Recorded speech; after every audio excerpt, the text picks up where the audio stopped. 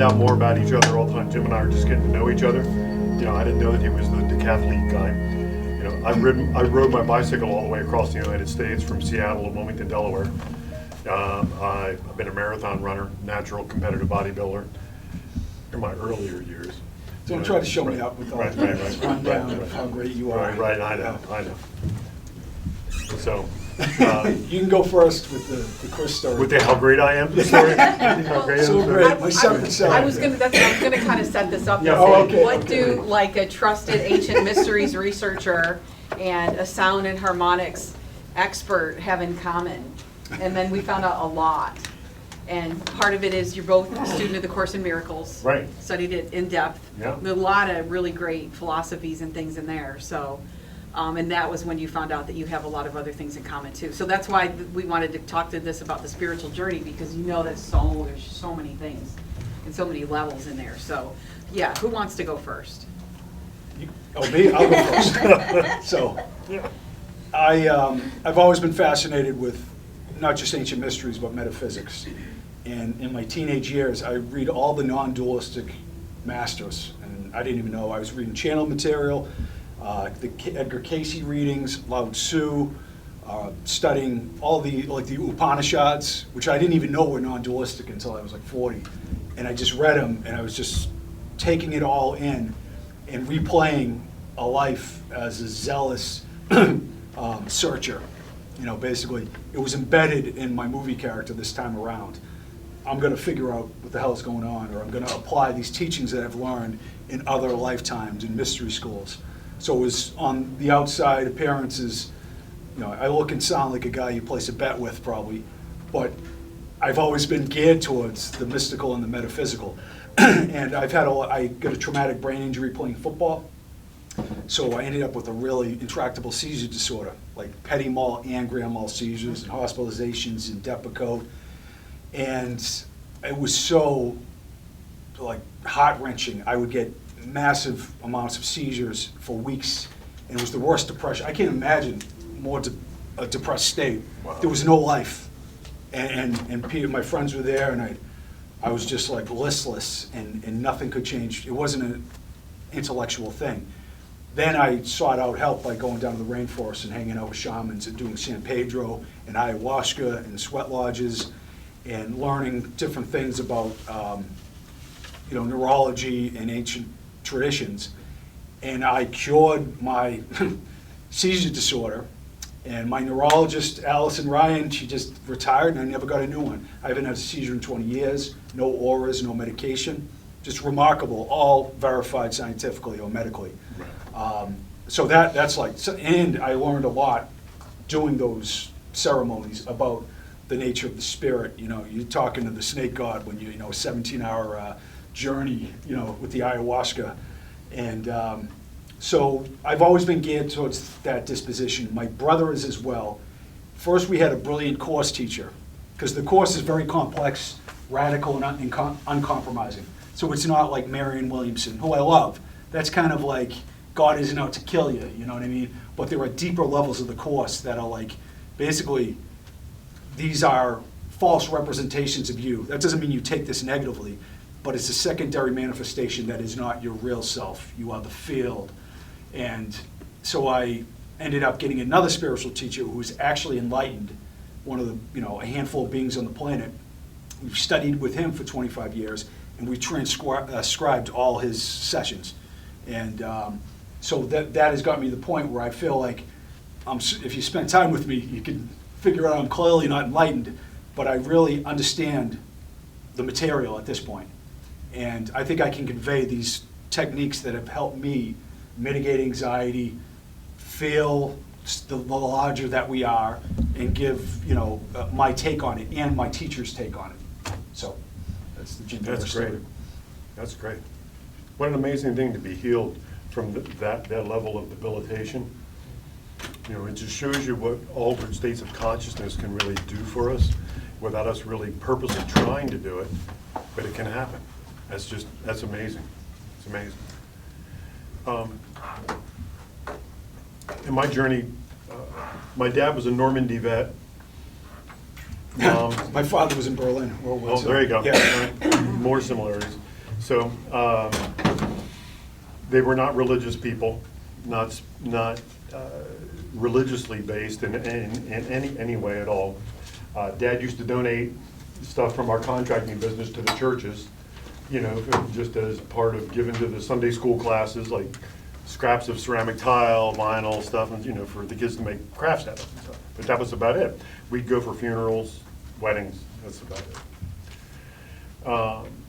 So one morning, I was probably 13 years old,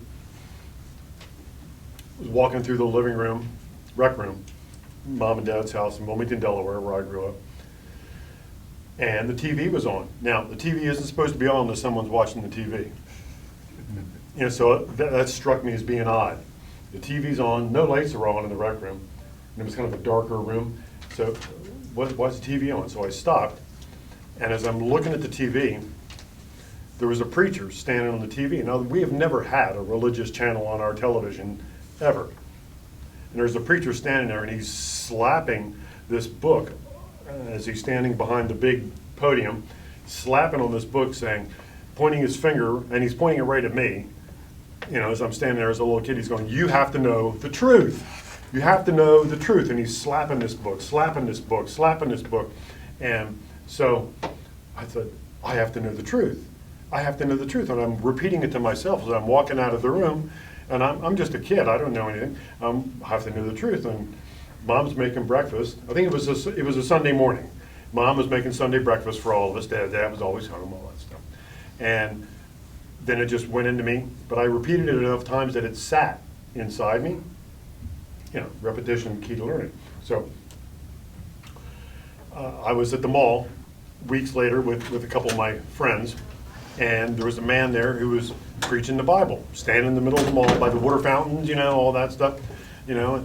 And so I sat and I was listening to it. I was fascinated by it. I went home and asked my mom. I said, "Mom, this guy, I got his name and phone number. He's doing a Bible study.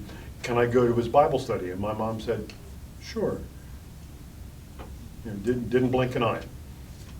So I thought, okay. So she said, "But you have to find a way to get there." And it was about 4 or 5 miles away. So I just rode my bike. No big deal. So I rode my bike to the Bible study and back.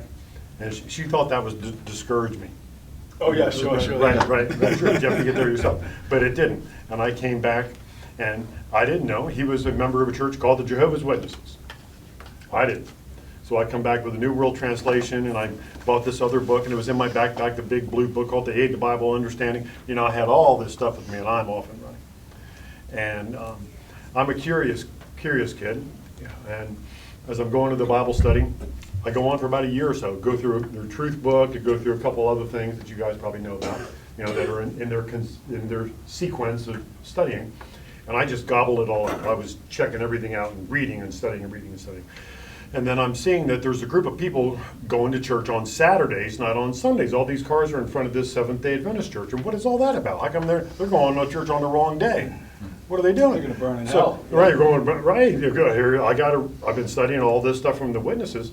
So I park my bicycle, which was a very cool spider bike, 5 speeds, pull back handlebars, you know, the whole thing. And I go into the Seventh-day Adventist church, and I have my backpack with them because I wanted to explain to them what I was doing, because I knew what was really going on, and they got the whole thing wrong. This is what you think when you're 13, 14 years old, right? And so I was, of course, sat down, and I was read the riot act about how that's very nice, young man, but they got it wrong. Everyone's wrong. We're right. And then immediately all these things started to go off in my head. So from there, I was off and running. I went to the Methodist church. That was all milquetoast stuff, and nothing really to see at the Methodist church. But then you go to all these other churches, and you begin to find that everybody's telling you that they're right, and everyone else is okay, but they're wrong, and we're the right way. So then you had it all settled when you go to the Catholic Church, and everyone's walking around in penguin suits, you know, and you're looking around, and Father Jack was sitting in his chair with his pipe, and you know, at the Bible study, and looking very wise, you know, and I asked him what God's name was, you know, and he said God's name was hallowed. And I said, okay, but that's not God's name. That's a quality. So I knew that from English, you know. Hallowed means revered, right? You know, sacred. What? No, this is God's name. And I thought, oh, I need to get out of here. You know. So I had gone from Bible study to Bible study, and I'm trying to make this really quick so we can get into our stuff. I had been studying yoga at that point too for a year or so with my first yoga teacher of the Sivananda yoga traditions, Bharat Gajar.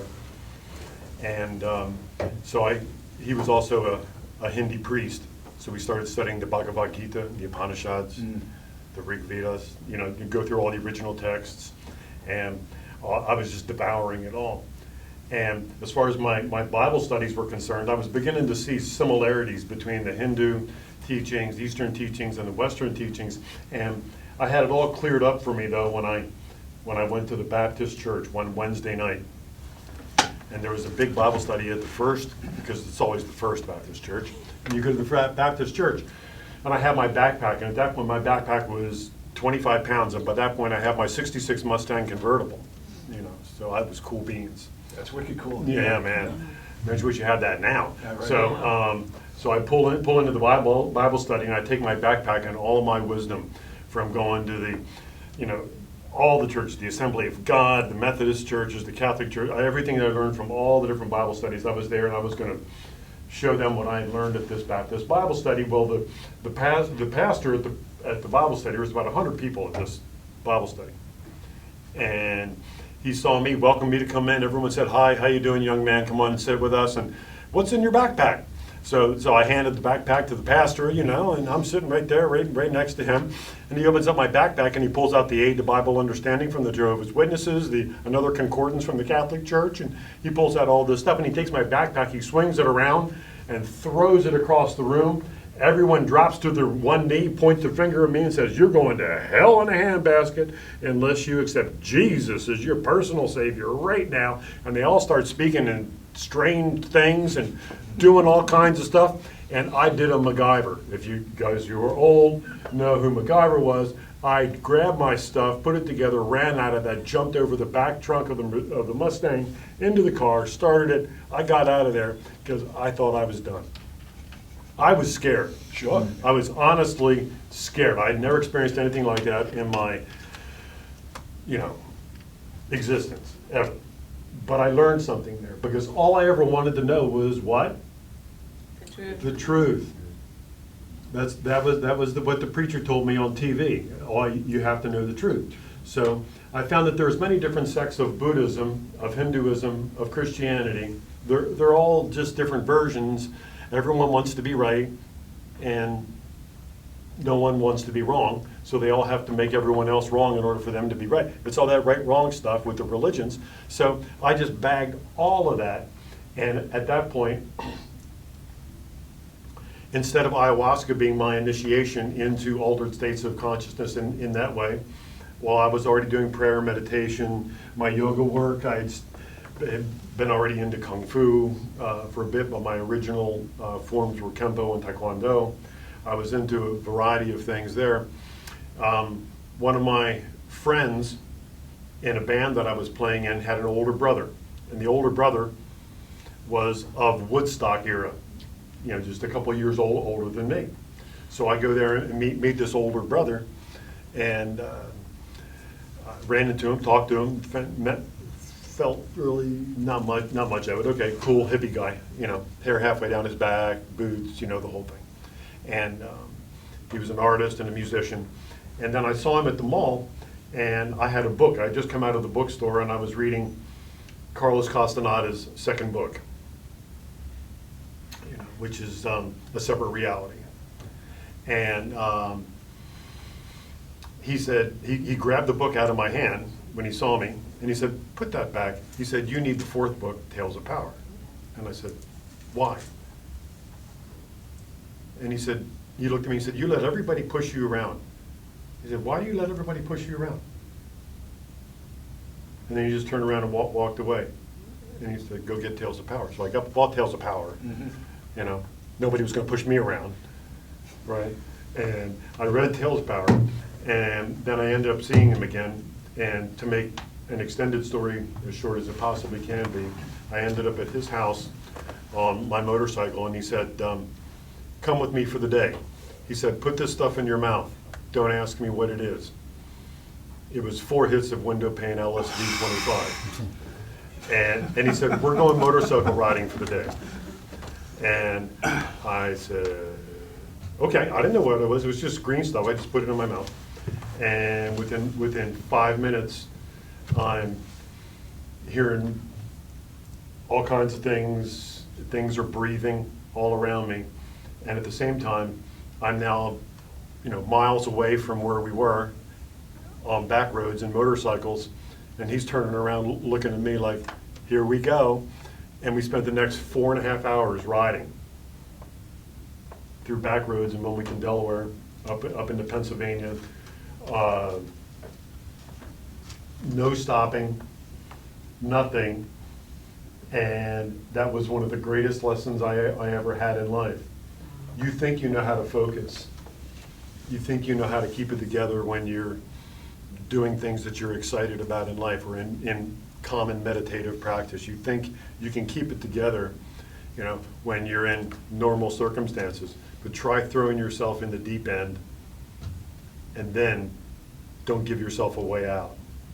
And that's what ayahuasca does. That's what psychedelics do. Yeah. There is no way out. See, a lot of the things you're hearing about now, and this bridges back into our conversations, with the short trips, the DMT trips that people talk about doing. Your psychology knows, okay, in 30 seconds, I'm done with this. Yeah. So in 30 seconds, I can be done. I can deal with anything. But when you're in for 10, 12 hours, you're in. And all you've got is you and you. And see, that's called truth serum. And that's why the guy did that to me. He said, is this guy going to sink or swim? Yeah. 'Cause No, it's like an episode from Castaneda's book, frankly. It is. Yeah, absolutely. Right. Go ahead. Well, I was just going to say, it's like the real you is there. The false you gets put to sleep. That's what the substance does when you do ayahuasca, San Pedro. We all think, the real me is the chattering insanity in the brain. The idiot that coerces you to do stupid things and then doesn't apologize, that just shits on you after, right? Like what? It's like an unwanted wedding guest. The bride's party thinks it's from the groom's and vice versa. The ego is the false self, the thought of separation that has taken over. So the non-dualists, Jesus, Buddha, Muhammad, Ramana Maharshi, Lao Tzu, Plato, would all tell us there is the field of the one without separation. Flawless, brilliant, beyond description, blissful. And then we are, and I'm not even going to evaluate this experience, I'm just going to say that's our reality outside of time and space. Even quantum theorists talk about that, like Brian Greene on PBS. Mm-hmm. This is being projected, but they don't know where it's coming from because it's an abstract place, not concrete and specific. So this is like the prodigal sons and daughters, right? These secondary manifestations. And the operating software of the individual self overrides your sanity, and it becomes all about you. Like, oh, what time is it? What can I get? Oh, wait, Kansas City's on, I want to watch the game. Like, it never stops. And the substances, or meditation, or other mind training techniques subdue the false self, and the real self emerges. Yeah. And that's the beauty, and that's I'll just give, I study with the spiritual teacher, one of the greatest minds in human history, and he's lives half an hour from me, and we transcribe 25 years of his, insights. But what we do is, we do eye gazing. Native tribes would do it too. And you sit with them for half an hour. You don't talk, you drop into the heart, and you experience. It's like you can think or you can be. And then you feel it energetically. And this guy's like Ramana Maharshi. His presence fills the room. And then you're like, and then I think, let me just read this passage from the Course in Miracles for a second. This is a non-dualistic teaching. Ramana Maharshi is a great master who taught this philosophy as well. But this is like how the Course describes our real state. Can you imagine what a state of mind without illusions is, without the ego overtaking your real self? How would it feel?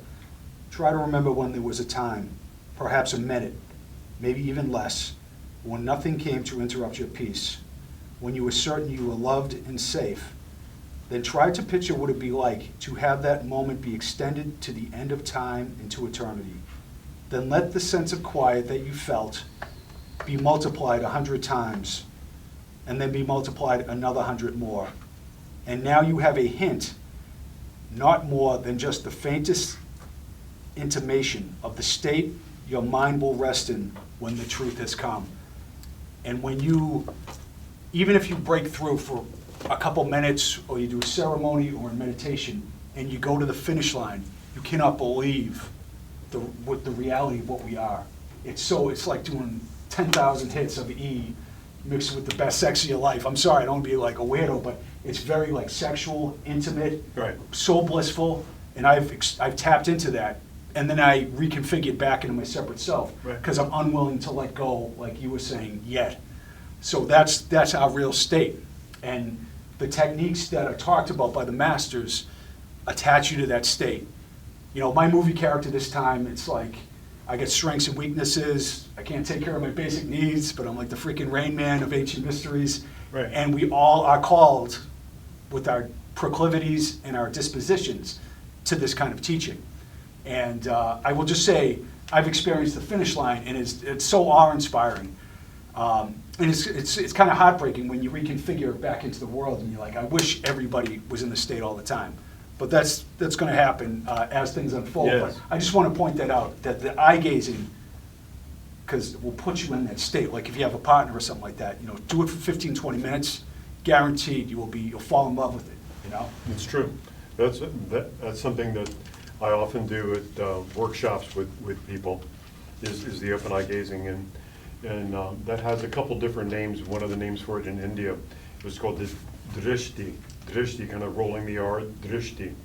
There's different blessings. There's the darshan, which is a general over blessing, like from the teacher that has accessed that state and is anchoring it, just broadcasts it. And then there's the personal blessings, which are shaktipad.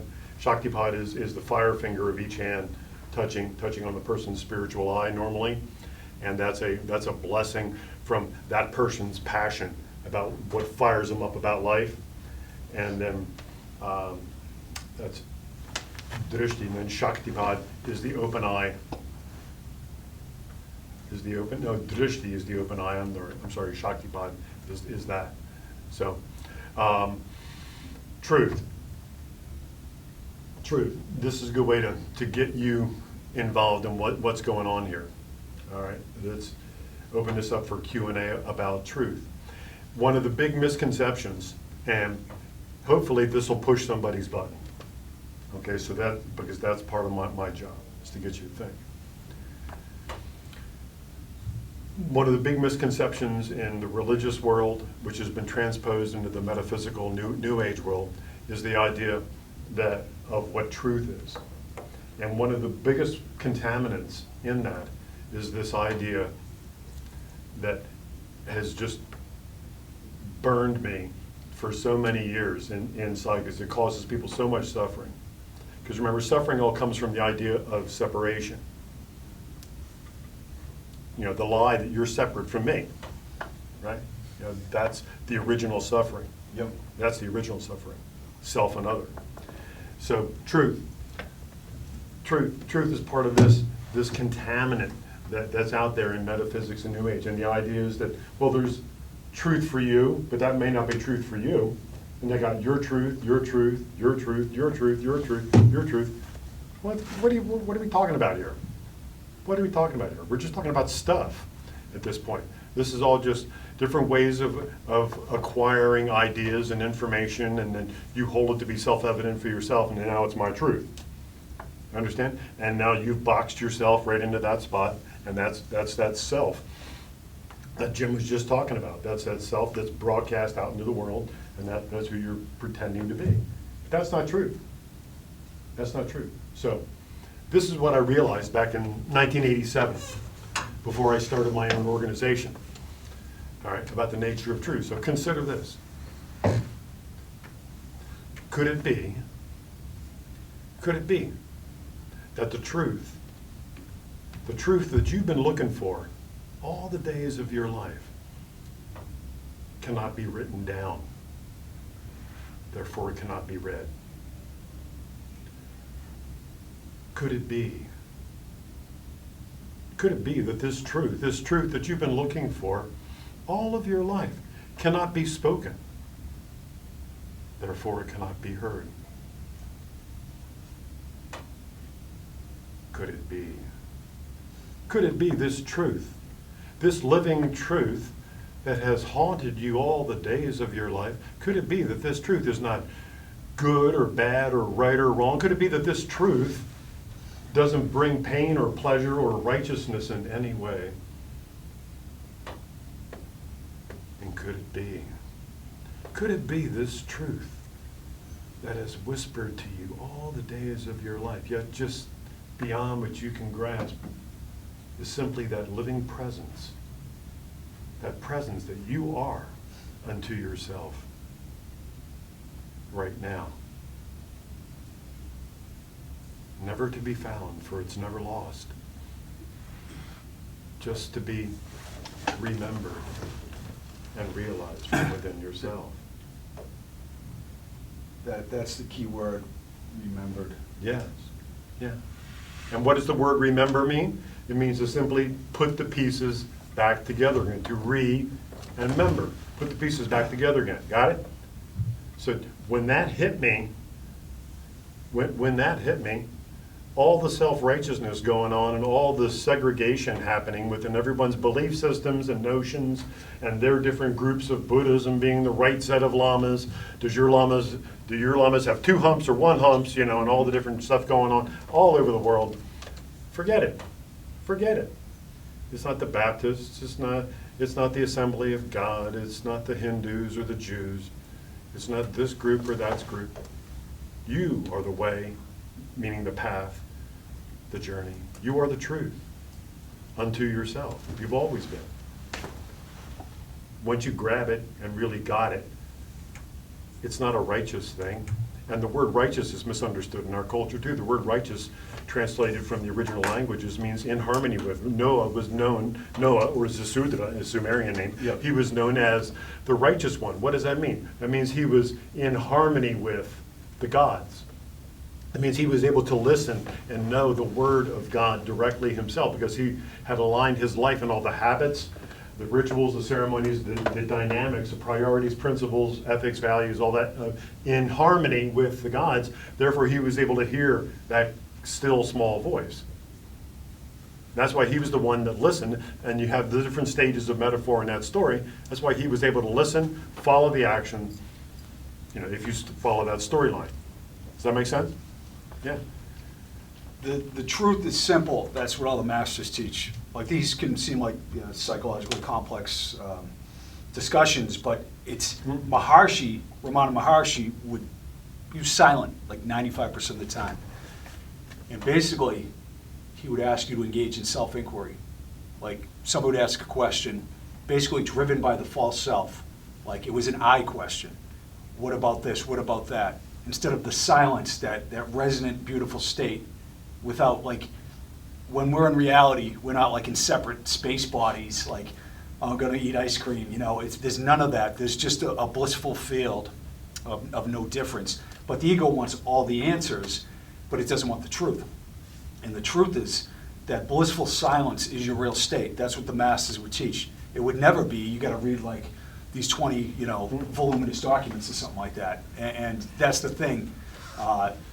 Because a lot of you hear this, but it's filtered through the idea of a separate self. So I understand it's tough. It's like a 3-dimensional person coming to a 2-dimensional world and trying to describe it. And the thing is, we undo the false beliefs about our fake separate self. We don't gain any new knowledge. Right. There's perfection, then there's a prodigal son and daughters doing a thought experiment. I'm turning around and going back to reality, hopefully. But the point is that you remove the blocks to love's awareness, as the Course says, to remember what you are. This is not like, Chris and I we studied with the masters and we've been reading this. We have done things like that in our search, but at the end of the day, if somebody said the truth lies in silence and eye-gazing and forgiveness when we're 18 years old, be like, Thanks for saving me 40 years, you know what I mean? Right. Right. Questions? We do what, yeah, What do you guys think about this? What do you think about the nature of truth? What you've been saying is profound. It's very profound. does it ring true? Yes. It does. It's the simplest of things. You know, it's beyond words. I mean, when you have a mystical experience, words are inadequate.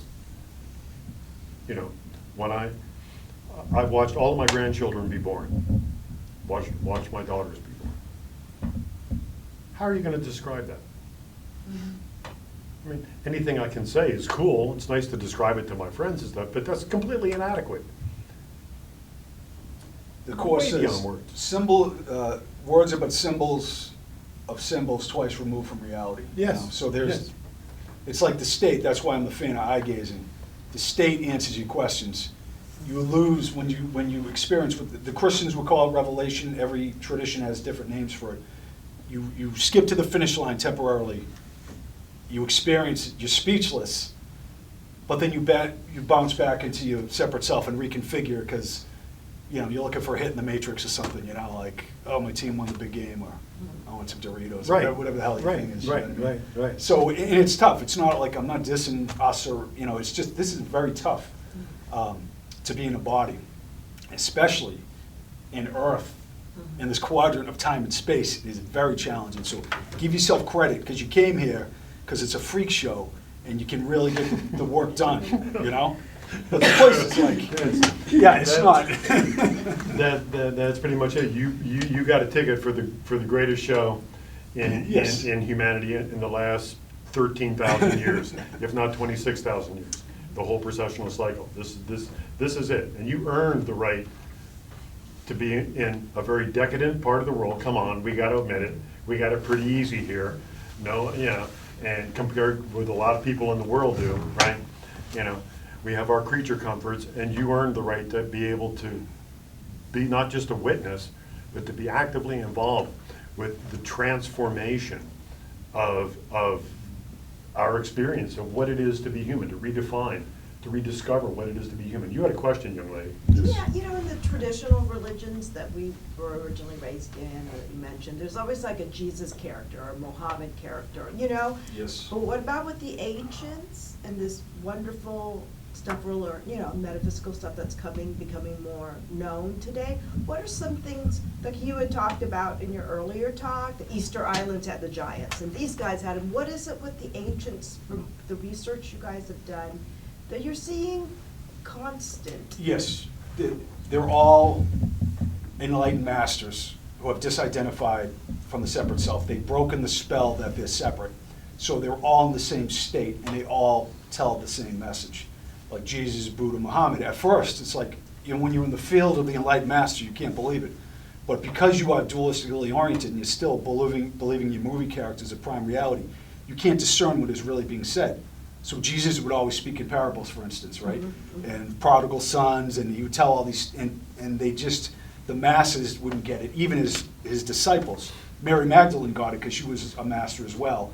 But the indigenous tribes, they would have the enlightened shaman and the enlightened master, and it's the same story. It's just different movie characters who are experiencing enlightenment, but then a whole religion comes up around that. You know, Muhammad was enlightened, and every culture has this master. Hafiz and Rumi, you ever read the poetry? Those guys were enlightened. You could tell they were turned on to reality. I'm only gonna, before we go, I'm gonna recommend one book. And if I was on the desert island, it's The Lifetimes When Jesus and Buddha Were Friends by Gary Renard. Gary Renard, you get this podcast. I'm not like, do this, do that, read this, but this book encapsulates the quantum forgiveness thought system, right? Like you whip that bottle at me and you say you suck. At this point in my life, I'm gonna say, that's strange, why did I attract that? You know, I will forgive you for what you haven't done for me, because you are a representation of the unhealed, unconscious aspect of my mind that is begging for forgiveness. And if I judge you, then I secretly judge myself, because there is only one global mind. So all the political figures we don't like, or the people who do reprehensible things, it all comes back to us. And then we're on the hook for all the fucked up and embarrassing and malevolent things we've done in this lifetime or other lifetimes. Because this is kind of the more, we all want to be kind and do good things, but we've done weird shit, and we forgive that. So I'm not on the hook anymore. I am relieved. And that's what quantum forgiveness is all about. And it's a consistent mind training. Gary talks about, he studies with ascended masters, and he goes through Jesus and Buddha, and they were friends with Mary Magdalene in many different configurations and lifetimes. They were students at Plato's Academy. Jesus was the son of Buddha in that lifetime. He was Nadaf, Philip in the Bible, and they all became enlightened in their last lifetime. It's just this beautiful message. And in the Hindu time, they found the master with no name who taught them about the silent teachings of non-dualism. So it's a fascinating layout of how these masters became like they are. And I don't want to belabor the point, but it really, his work gives you a consistent framework to take through your life. Because that training, that forgiveness, liberates you from all the bullshit. And I'll just say, Ramana Maharshi would say, the monk who meditates on peace in a cave has much more ability to heal the world in the one mind than the greatest social activist in history. There's nothing wrong with doing things in the world, but we over-identify with that. We become addicted to outrage. We have our preferences weaponized by algorithms on social media. We over-identify with individual selves, where the disidentification brings you the liberation. And if you're a law of attraction person, get the bullshit out of the way, get in the resonant state, and then you get all, like you were saying, I get all the shit I need. I get to travel the world for free. Right. I do stonework because I love it. It pays the bills. I get to, be a freak, you know what I mean? And not because I like pray to the law of attraction, because I stopped wanting the false stuff, and I sit in silence, and I'm not lonely anymore, If you took my cat and my stuffed animals away, I might be, but it's like I've liberated myself from the depression and that desire and the external searching. Right. So it's a long-winded way of saying that a consistent mind training technique will bring us more and more to that state. So on that note, one of the techniques that will work really well for most of us here in this room, where you wouldn't care about sitting around with Jim and I, on a Sunday afternoon, right? Much as you may have been talked into it, right? Some of you. One of the techniques that I've found is working really well as our energies change is the idea of to set it up and let it go. For the mystic, again, and just as to use labels to have conversation, all of you have a mystical propensity, or you wouldn't care about hanging out with Jim and I. Okay? You'll be already gone doing other fleeting things. So as enough of you is leveraged into the mystic mode. What is the mystic mode? Mystic mode is a non-polarized mode. It's the non-dualistic mode. A big part of you is already in Aramaic what's called the Abun. The Abun. That idea of no nouns. The idea of no segregation. Okay? That transcendent state. So when you're in the state of Abun, as your primary thought process, when you see life through the eyes of the mystic, your priorities aren't like other people. Your principles aren't like other people. The way you think isn't like other people. And if that's conspicuous of who you've been throughout your life, then it's good that you're sitting here. Because the normal techniques for breaking molds and setting goals are not going to work for you. They're going to make your life more frustrating, more confused, because you're trying to do something that's not built for the way you're wired, for the way your software is all running. And if you've done mind maps, if you've done the Shakti going goal bolstering things, you've done all that kind of stuff. If you've applied the basic principles that you've heard about in different prosperity workshops and things, those things are wired for people that are not set up like you. And that's why if you've known friends that have tried the same stuff you've tried, it seems to work for them. For you, your life seems to get more confusing, more frustrating. Does this relate to anybody? Yes. All right. So what works? In your heart, as a mystic, you know that you don't really care about a lot of the things that other people care about as far as the external world. The raging materialism without a conscience. All the different stuff, the big wealth stuff, the big things like what Jim was talking about. Is just he gets to do what he's done for free. He gets to travel around the world to do the different things that he's done. He gets it taken care of because he doesn't really care about the outside stuff to try to make any of that happen in a goal postering, mind mapping, outlining, step-by-step kind of way. What's he do? He gives it all up. Because his target is God. His target is Abun. To the mystic, all you care about is deeper unity with God. To be like Noah, to be the righteous one. As you can be the righteous one, if that's following the fundamental directive. Seek first what? The kingdom of heaven. And then all other things be laid unto you. It doesn't say seek first, and this steps on people's toes too. It doesn't say seek first your guides, descendant masters, elves, gnomes, auras, chakras, sound healing. It doesn't say sacred geometry. It doesn't say seek first any of those things. It doesn't say seek first what Jesus said or what the Buddha said or what this guy said or what that lady said or anything. Seek first the kingdom of heaven. And when you seek that, if that's the bullseye that you're shooting for, boom. If you sin, which just means what? Missing the mark. If you just miss that, what do?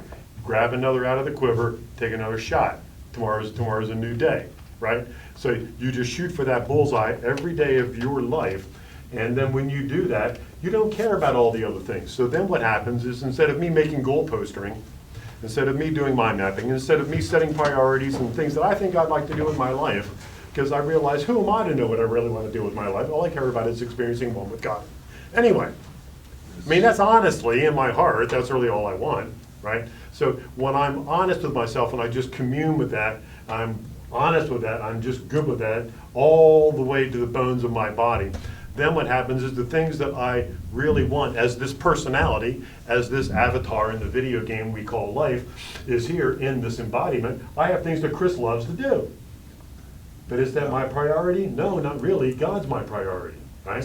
So what happens is as I do that, then the things that are in my core of my personality just happen to just show up in my life to do. The opportunities for me to travel the world, for me to do the different things that I want to do, for me to be traveling the world. I'm an unpublished author talking to people about something that I thought was so precious and so simple and so important. It's the nature of truth, just what we talked about as the beginning of the doorway. But then everything else just happens. Okay, you get an invitation to go to Sydney? Sure, send me a ticket. Oh, here it is.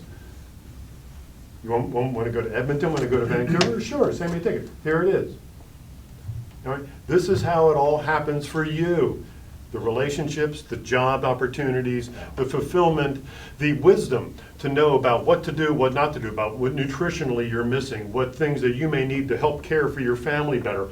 Anything and everything, from how to fix something that's going to go wrong with your car that you can't tell yet, all of it, to the most profound insights come to you when you don't care about any of it. I don't do any of this for wisdom. I don't do any of this for insight.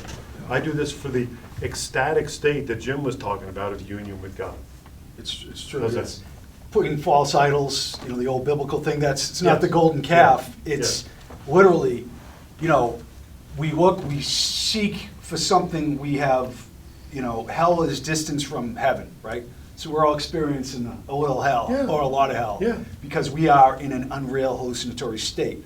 That's just the way it is. When we over-identify with the movie character, it's like a bad acid trip, right? So basically, we look in the carnival for the hits to fill us, but they're temporary. Like I said, whatever it is, and we look for special relationships. Like, I love you so much, but I'm indifferent to you. The Course talks about special love and special hate and awareness of it, right? So you really, get to a point where you just seek that state, and everything takes care of itself. It sounds counterintuitive. It's like if you're dating and somebody's really like putting the moves on you and they turn you off, and then the person who's indifferent kind of catches your eye. You know what I mean? Mm-hmm. It's like I know that's but it's energetic. Yes. And the Gary Renard's teachers say sex is a watered down version of union with God. That's why we chase it so much, but it's temporary here. So we're so crazed in our society to union, to the bliss of getting with someone and feeling the intimacy, because reality isn't like, you know, you're indifferently floating around in space somewhere. It's this mystical intimacy that's mind-boggling and beautiful. And it's like, holy shit, you know, that is our real state. It is so cool that it is like that. But when we're in the Matrix and we over-identify with the movie character, we seek it in these weird forms, you know. So what Chris is saying, you know, is just, you undo that, and then, like, I do stonework, because it brings down, you know, it's good for my movie character, right? It's in my preferential. Right. I couldn't work in an insurance office, I'd hang myself, right? So it doesn't mean I have to, that, you know, this is divinely inspired. It's more like you do these things Yes. to like mitigate your anxiety, or that they're in the preferential range of your movie character. But it happens as a side effect by searching for reality first and not the false idols and the Matrix. And it takes time. I've been at it for a while. And like I said, I'm never lonely anymore. I used to be so like, I got mother issues because when I was born, my mother had electroshock therapy, so I was raised by a pack of wolves. And then I adopted a son who had a lot of problems and cared. I still care for him. I learned about my own neurology and my movie character's difficulty this time around. So I was always like, where's my soulmate? You know what I mean? Really heartbroken and sad and desperate.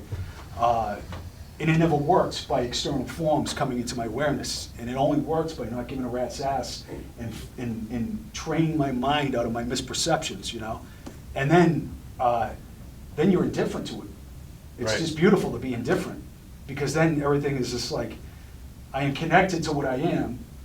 So if this happens, that's great, or that happens, it's just like a fun experience, not like a heartbreaking roller coaster ride. You get stability Right. when that happens. And then, you know, and I'll say for everybody here, it's all downhill.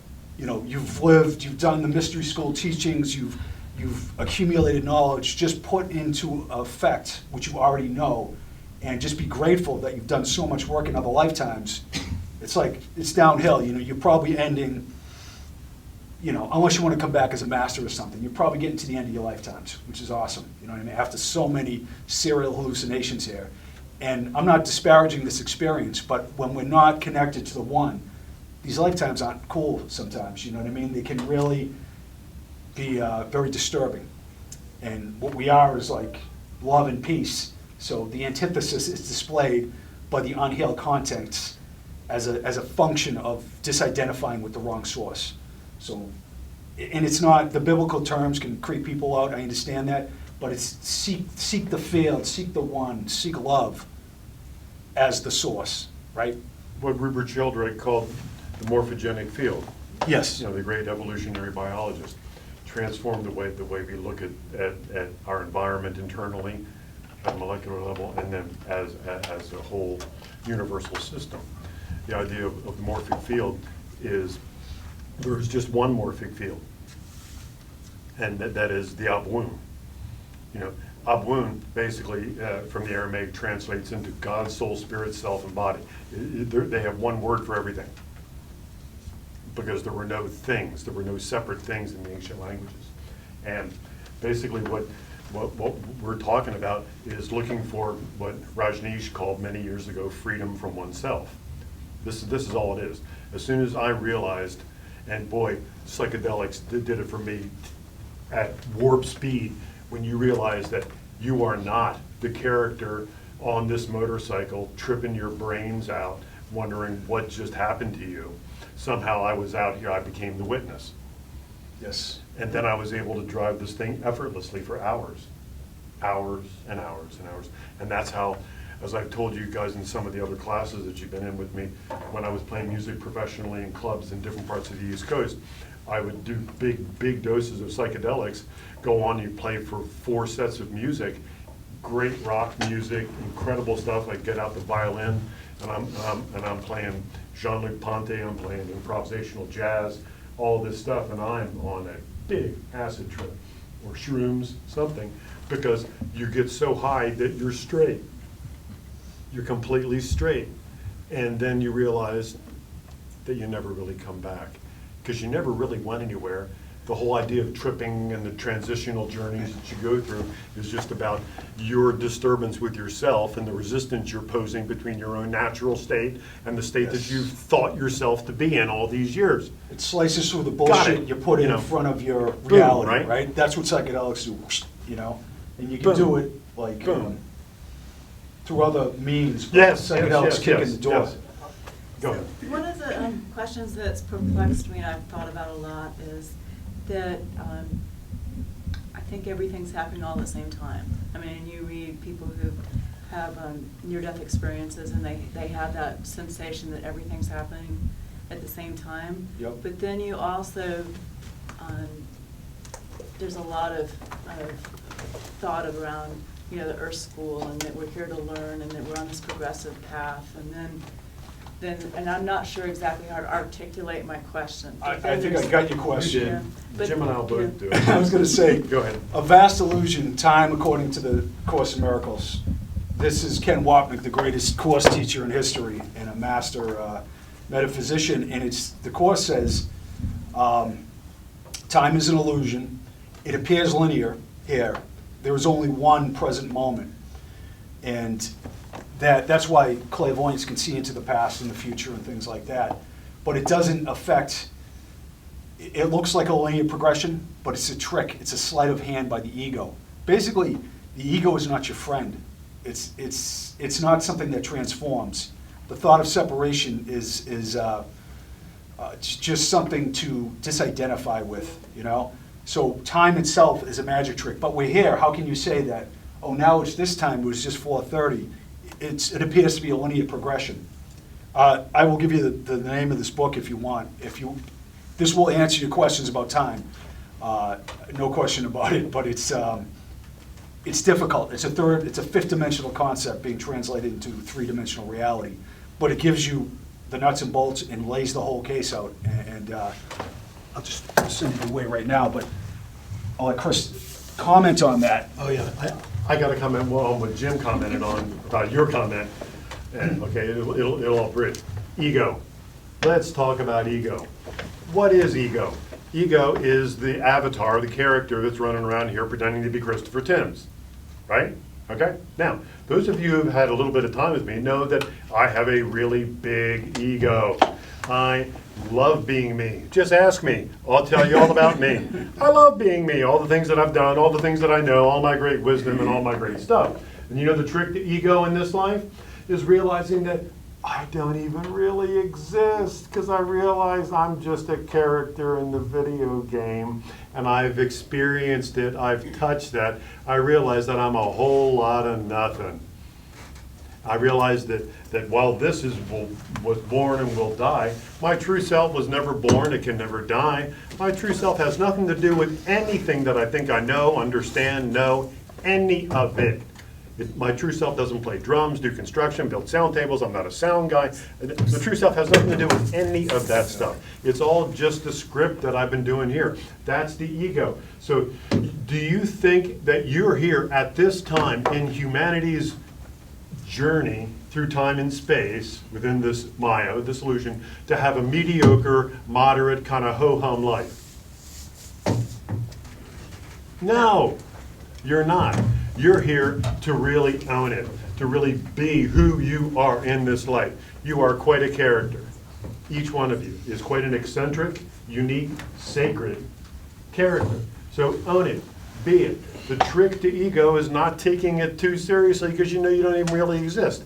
Again, I love being me. If you don't love being you, it's because you're taking yourself too seriously. As soon as you realize you don't even really exist, then you're free to really love yourself, enjoy being you, play the role to the very best of your ability. We are all actors on the stage of life.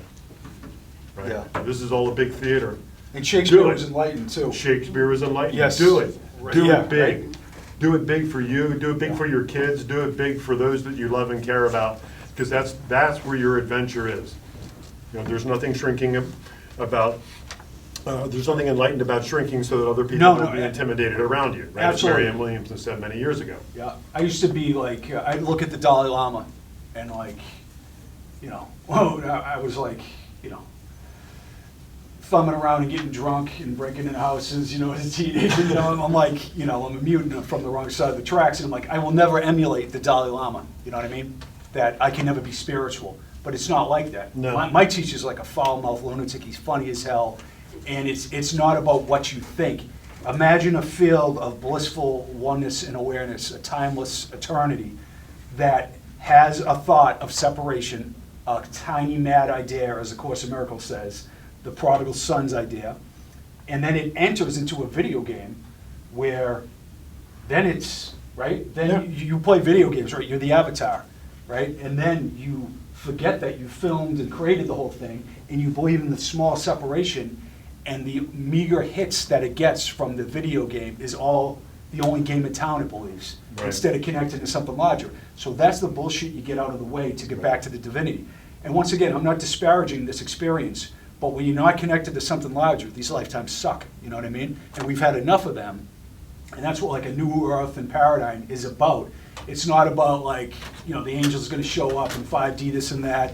It's about disidentifying from the movie character. It's really about that. And this takes time, because it's like, especially if you're younger, it's just like this, you know, you stick with it. But the disidentification it's a tough concept. You're like, what do you mean I don't exist? You Right. know? But you're just he is a source energy rolling into this dude, you know, and then 30, 40 years from now, you'll just if you decide to come back, he'll reconfigure into another avatar. And where will Right. Chris be? He'll be like the myths of history. You know what I mean? It's not like, oh, he's a piece of shit and he did this. You know, it's just like they're movie characters, and the real him cannot be changed. You can't. That's right. I could like scream and kick over every chair. Nothing I do in the Matrix is going to change the reality, the fullness or the perfection of what we already are as one. But it's so weird that we think right. we're an individual. So, you know, give yourself a break. Don't take it so seriously, because nothing we do in the weird carnival changes our perfection. You know what I mean? But when we think we're separate selves, that's a tough concept to understand. You know what I'm saying? That's right. Yes. Okay, so now you know how to reach your bliss. How do you stay there?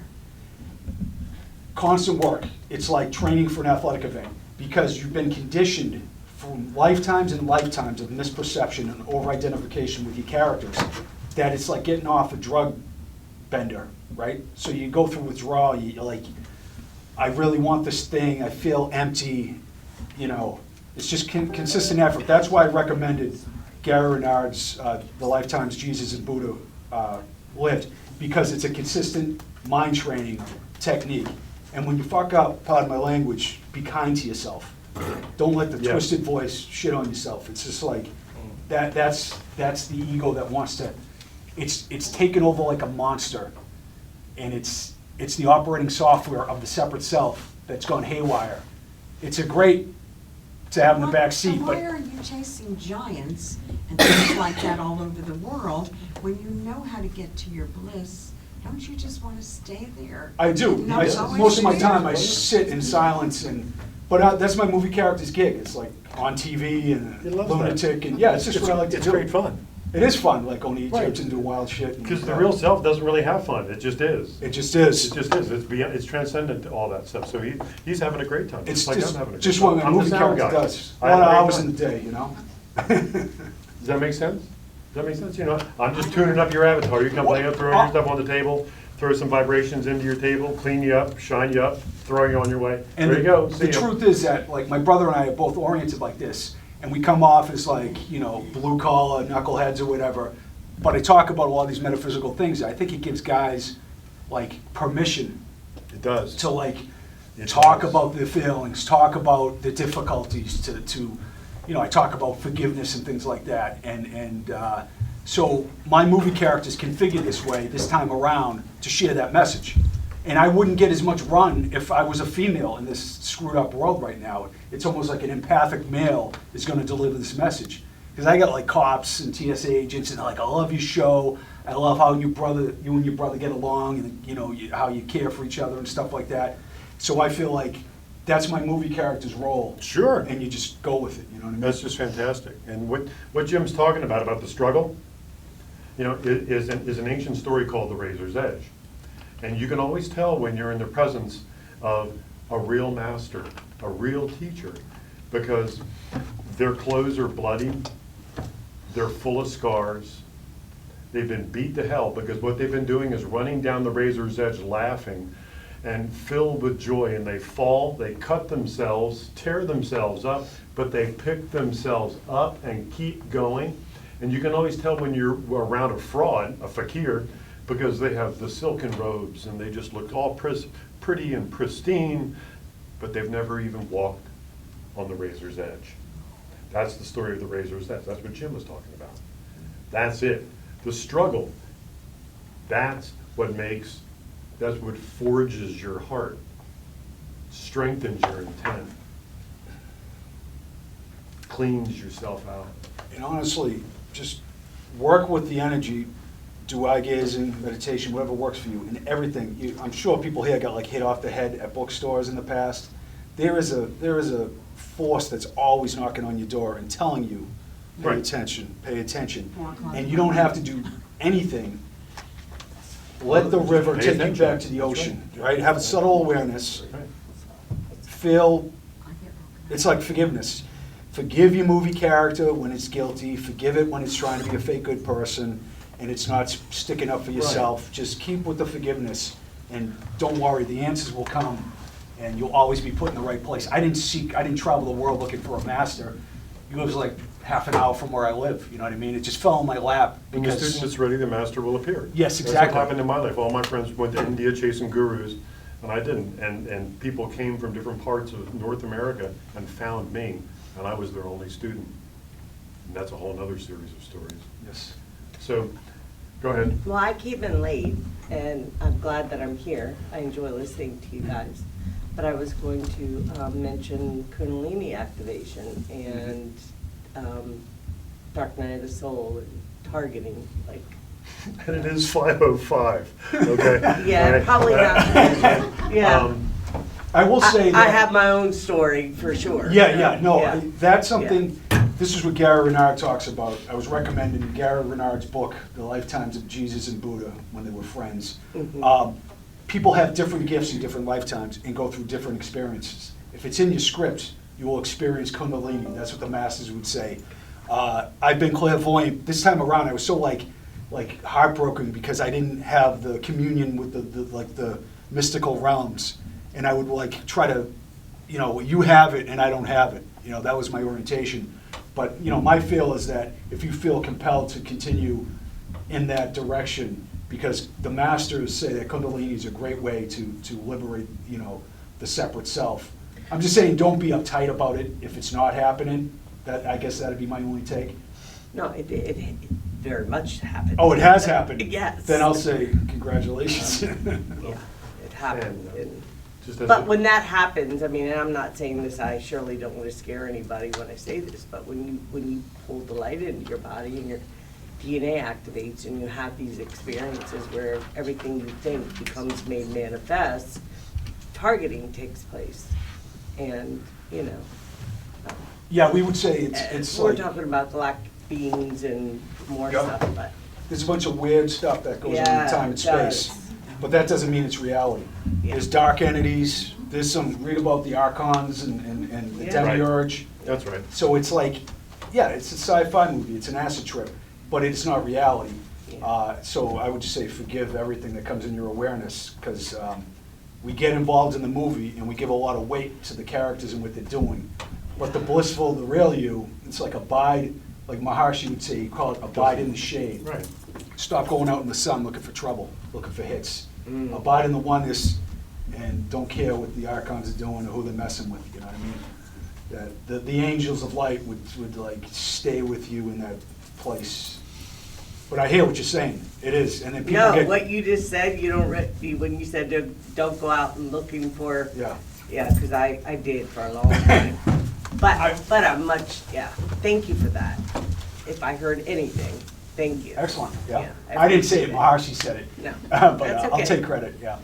I appreciate that. Yeah, that's really wise because it's so easy to be distracted. I mean, there's so many, on the spiritual path, there's so many distractions. That was what Yeah. we spoke about yesterday Right. in the 2-hour class, about the difference between the red path and the white path within Kundalini.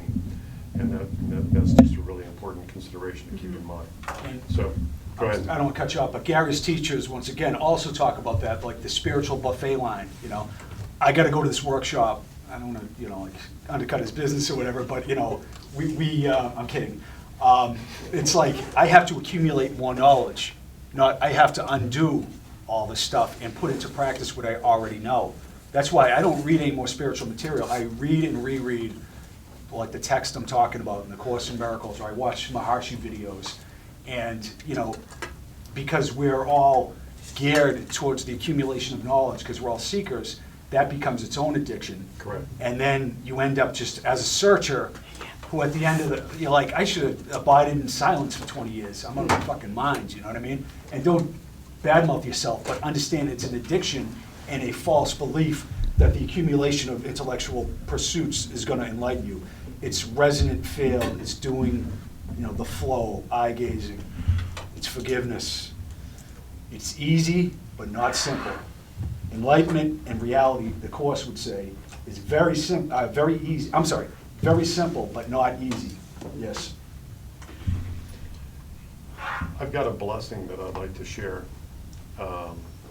as we wind up time for my closing comment, and then you can have a comment if you have anything you want to throw in. There's a blessing that I usually share at the beginning of all the lectures and teachings, and it arrived back in 1988 when I started all of this, just outside the Edgar Cayce Institute, Nice. standing on the beach, Virginia Beach. So it goes like this. There is an essence that binds and sustains and is all life. This essence, this living presence, is the oneness that you are. The oneness that you are. Shapeless, formless, and eternal are you, with no boundary, with no container. You were never born, so you can never die. This is the oneness that you are. This is the oneness that you are. With nothing to grow into and nothing to become, for you are all life. You are all life. There is no separation between you and me, the air that we breathe, the sun that shines upon us, or the earth that we walk on. No separation at all. All life is one. Always has been and always will be. And this oneness that is the air and the earth, this oneness that is the seasons for the harvest and the laughter of the children, this is the oneness that you are. This is the oneness that you are. This cannot be taught to you, for this is not to be understood. You see, this is only to be experienced, appreciated, and realized. Accept this and be free. Accept this and be free. Accept this, all of this, all of this, and be, just be, just be, just be.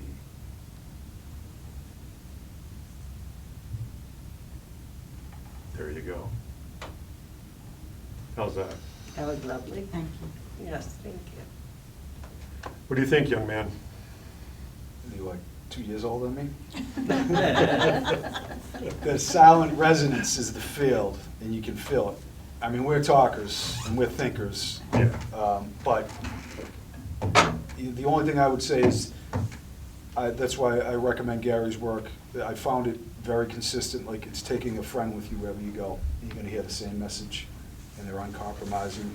And, you know, I would say the things that work for me is practicing the flow, being kind to yourself, being consistent, just like training for an athletic event or whatever, you know, you're training the mind. Yeah. And that